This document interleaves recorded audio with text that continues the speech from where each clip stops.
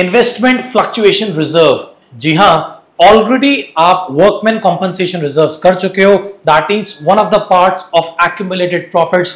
How is it treated in the case of partnership, in the case of admission, retirement और डेथ. और अब आप करने जा रहे हो कि how to treat investment fluctuation reserve. एक एग्जाम्पल से लेकर के स्टार्ट करते हैं इसको कि हमारे पास में we have this balance sheet, और बैलेंस शीट में हमारे को इन्वेस्टमेंट गिवन है कितने की, 2 लाख रुपीस की इन्वेस्टमेंट एसेट साइड में गिवन है.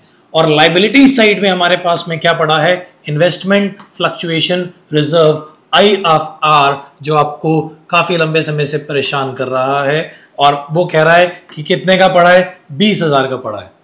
ठीक है, तो इसके साथ हम कुछ चीजें लेकर के चलते हैं, कुछ एग्जांपल्स लेकर के चलते हैं that how to treat IFR when it is given in the case of admission. चाहे वो रिटायरमेंट हो चाहे वो डेथ हो, तब भी सेम ही ट्रीटमेंट होगा. सो टेंशन नहीं लेने का है. एडमिशन में भी वही है, रिटायरमेंट में भी वही है, डेथ में भी वही है.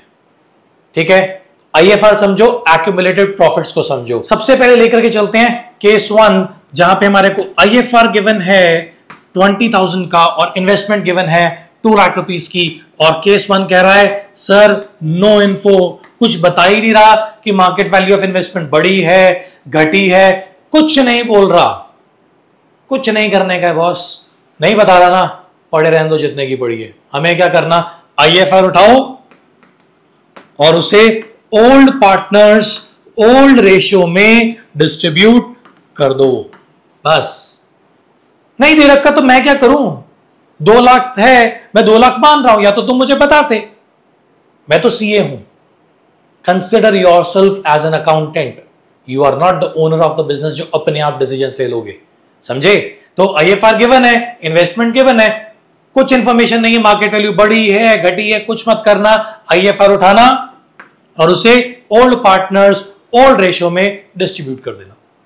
आई बात समझ में? सर थोड़ा सा केस को चेंज करते हैं. आइए केस 2 लेते हैं अपना. केस 2 कह रहा है कि market value of investment is 2 lakh. इस बार इंफॉर्मेशन दे रहा है 2 लाख की ही एसेट है और आज की डेट में मार्केट वैल्यू भी 2 लाख रुपए की है.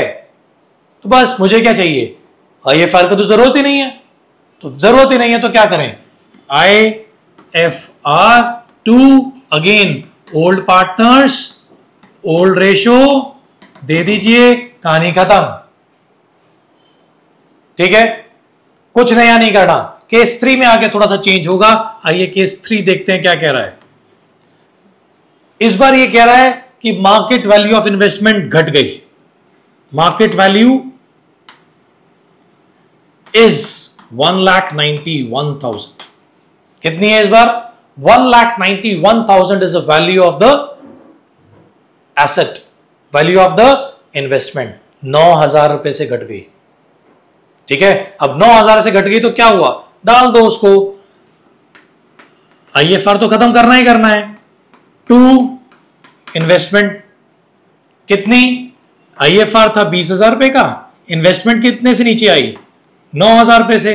बाकी कहां डाल दूं, ओल्ड पार्टनर्स ओल्ड रेशियो, यहां पे इसको डिस्ट्रीब्यूट कर दीजिए. मतलब if the market value of the investment is less than the reserves. कितनी घटी, 9,000 रुपए घटी. कितना रिजर्व था, 20,000. बाकी बचा हुआ कहां डालोगे, ओल्ड पार्टनर्स ओल्ड रेशियो में डाल दोगे. आइए नेक्स्ट केस पे चलते हैं, जहां पे हमारी मार्केट वैल्यू ज्यादा गिर गई इन्वेस्टमेंट की. Case 4, market value of investment कितनी हो गई है, लेटेस्ट से ये इन्वेस्टमेंट हो गई है 1,80,000 रुपए की. मतलब कितना घटा, जितना रिजर्व पड़ा था उतना ही घट गया सर. मतलब सारा का सारा रिजर्व यूज हो गया. हो जाने दो, जेब से तो नहीं लगा ना, रिजर्व इसी के लिए तो बनाया था. तो क्या करें, IFR खत्म, 2 इन्वेस्टमेंट कितना, 20,000 रुपए 20,000 रुपए. ओके, रिपोर्ट खत्म. बनाया किस लिए था, इसी के लिए तो बनाया था कि इन्वेस्टमेंट कम हो जाएगी, तो पूरा इस्तेमाल कर दिया. सर पार्टनर्स में नहीं बांटेंगे, बचा है जो बांटेगा। बचा है क्या तेरे पास?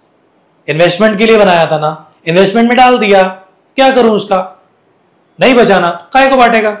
टेंशन नहीं लेने का है। सर ऐसा भी हो सकता है कि केस 5 में कि मार्केट वैल्यू इन्वेस्टमेंट की कितनी पहुंच गई? सर कुछ ज्यादा ही गिर गई है इस बार, 180 से भी नीचे आ गई है, 160 रह गई है इस बार। सर कितनी रह गई? 1,60,000। सर 40,000 से डाउन आ गई, अब क्या करें? कुछ नहीं, जितना इन्वेस्टमेंट का रिजर्व है उतना यूज कर ले। कितना है तेरे पास में?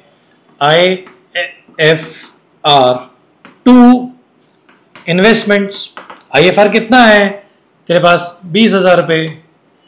इन्वेस्टमेंट कितने से गिरी? 40,000 रुपए। सर ये तो बैलेंस नहीं हुआ। लॉस कहां जाता है? एडमिशन के केस में, रिटायरमेंट के केस में, डेथ के केस में, अगर कोई भी एसेट घट रही है, उसकी वैल्यू घट रही है, तो कहां जाता है? अरे एग्जाम्पल दो, बिल्डिंग कम हो गई, कहां जाएगा? रीवैल के डेबिट में। होता या नहीं होता? तो क्या करें? कुछ मत करो, रीवैल उठा लो। यहां पे लिख दो रिवैल्यूएशन अकाउंट डेबिट। कितने से? 20,000 रुपए से। हो गया बैलेंस। आई बात समझ में? तो क्या है तो एक एसेट ही ना, वैल्यू का घटना या बढ़ना तो होगा ही होगा। हाँ घट रही थी इन्वेस्टमेंट, जहां तक रिजर्व बनाया था वहां तक घट रही थी, तो ठीक है, रिजर्व में से निकाल रहा था, उससे बियॉन्ड घट गई तो कहां चला गया? रीवेल में चला गया। बात आई या नहीं समझ में? और जो भी रीवेल के अंदर जाता है अल्टीमेटली क्या होता है? पार्टनर्स के अंदर डिस्ट्रीब्यूट हो जाता है। होता या नहीं होता? तो क्या करोगे उसको? अगर एंट्रीज मांग रहा है खाली वो, तो कुछ मत करना, इसमें नेक्स्ट एंट्री एक और बना देना। क्या? Partners capital to reval. और ये कौन से हैं? ओल्ड पार्टनर्स हैं और ओल्ड ही रेशियो है। ठीक है, ये चीज का ध्यान रखना कि अल्टीमेटली लॉसेस तो पार्टनर्स को उठाने हैं और बेनिफिट भी पार्टनर के पास ही जाएगा। ठीक है, यही है बस IFR और कुछ नहीं है। सर ऐसा भी केस हो सकता है कि IFR दे ही नहीं रखा, कुछ ऐसा केस हो सकता है। हाँ नहीं दे रखा तो सिंपल उसको इन्वेस्टमेंट एक एसेट की तरह ट्रीट करो। Investment is given 2 lakh rupees, market value is 180, okay 20,000 reveal में डाल दो, बात खत्म। पार्टनर्स अपने आप बेयर कर लेंगे उसको। एंट्री देनी है तो एंट्री भी लॉस डिस्ट्रीब्यूट की दे देना। क्लियर? कोई फिर भी कोई डाउट आता है कमेंट सेक्शन में लिखना, वो डाउट्स आपके उसके लिए स्पेशल वीडियो अलग से बना देंगे। So enjoy learning accounts. Bye.